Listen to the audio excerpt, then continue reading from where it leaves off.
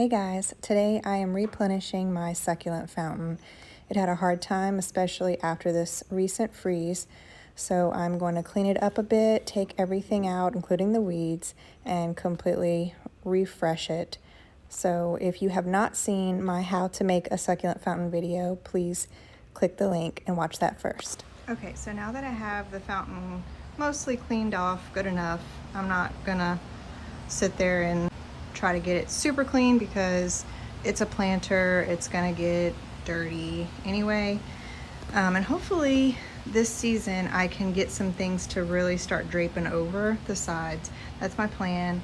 Kind of like I had it the very first year. I'll pop up a couple pictures.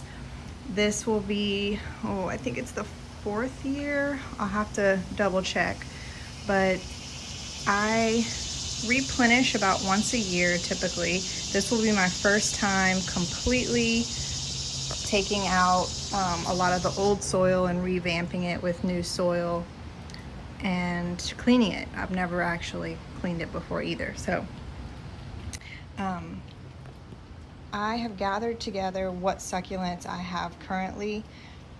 I took out what was in the fountain, not many succulents left in there, some agave, purple queen, a few things, but mostly I had taken everything out from the freeze. So what I did take out from the freeze is here, and my propagation stuff's here. This is just some other potted things I already had, and then I'm going to use this, what is this called, inch plant, to kind of fill in the back, because the back is a lot shadier than the front. My sun comes this way, so when it's over here, the front of it's kind of shading the back, and then once it gets overhead, then it's done. So this should do well in the shadier part, because I even have some of this inside and it's doing well. And I'm just gonna kind of go from there. I am gonna add some more purple queen than that, because that does drape over nicely. So I'm just gonna kind of go for it. And then any of these little propagated succulents, I am gonna put probably in the top tier. They'll take time to grow and look good. All right. Okay, I'm gonna be using cactus potting mix here, fast draining formula. You always want to use a cactus mix when you're working with succulents. So as you saw in how to make this fountain, I started with a layer of rock. And so there's hardly any soil left, honestly. And when I yanked out most of the plants, a lot of the soil came with it.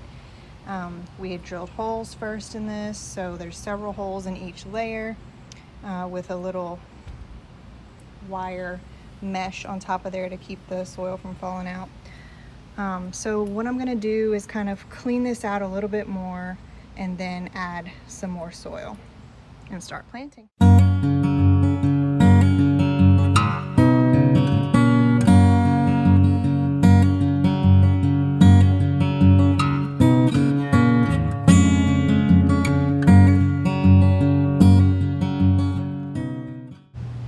So when I'm doing my succulent fountain, I like to always start with the bigger showstopper items first. So I'm going to be using a few bromeliads in here this year. They are just such a gorgeous showstopper, and so I think this one's going to look amazing on the bottom tier. So I'll get started with those, and then I start working the smaller things around there and my trailing things as well. So let's get started.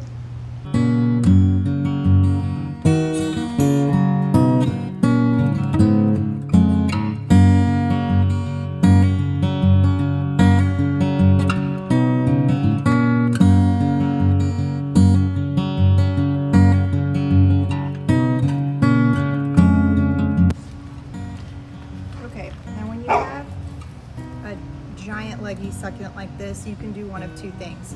You could top it off and just use this part, propagate the rest of them, or you could stick the whole thing in there, which is what I'm gonna do.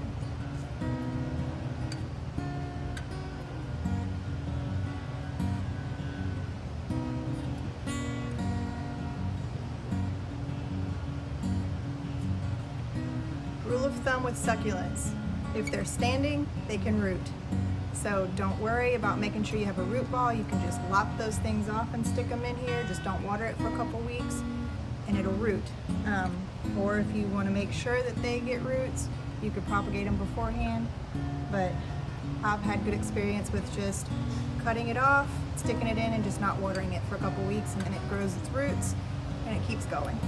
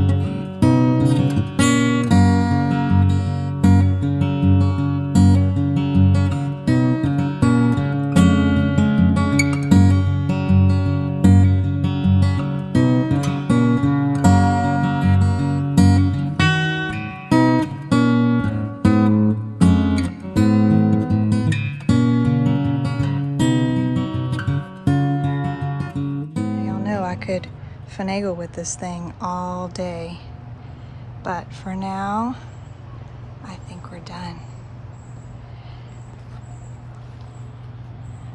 Oh, it's just gorgeous. This is such a different look than I've had in the past because I used more regular plants instead of just all succulents, and this was cheaper too. So I separated the inch plant as you saw me do. Now this is an experiment. I am just crossing my fingers that the inch plant doesn't die from me ripping it apart so many times. But typically things like that, I mean, I left tons of roots on there, so it should be all right.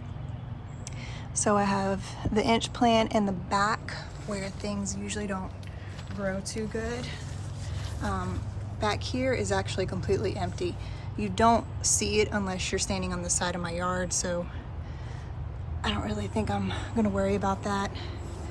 And then I have Purple Queen as well in the back, kind of where it's a little shady. Bromeliads are good with shade, so that's why I kind of stuck them on the sides. So I have 1, 2, 3 bromeliads there. Sorry, shaky. Then all the succulents that I drew from all those different pots. Look at my mess, you guys. Oh my gosh. But I was like, you know what? No succulent left behind. So then I added some of this variegated wandering Jew. I know it has a name. I'll find the name. But it's this beautiful shimmery, and I just pulled apart a bunch of I had this growing in pots all over my yard. So I just pulled a bunch of them and stuck them in here, and these will keep growing and kind of fill out too. I might have to keep those trimmed. And then I just popped in succulents wherever I found space. And then up here is kind of my propagation section. So lots of little ones, but unless you get really up close here, you can't tell that there's just a bunch of little tiny succulents with roots. But this is where they'll stay to grow and get big. And then on this side, same thing with the inch plants here in the back. Agave, And I might pop in something right here because you do see that from the side. I'm gonna grab some purple queen and stick that right there, and maybe right here too. But otherwise, this is it. Y'all let me know what you think. But it wasn't really that big of a deal to do. You know, it takes time, but if you have a fountain or a bird bath that you're not using anymore, drill some holes in that sucker and give yourself a gorgeous succulent garden. I hope this inspires you to go plant today.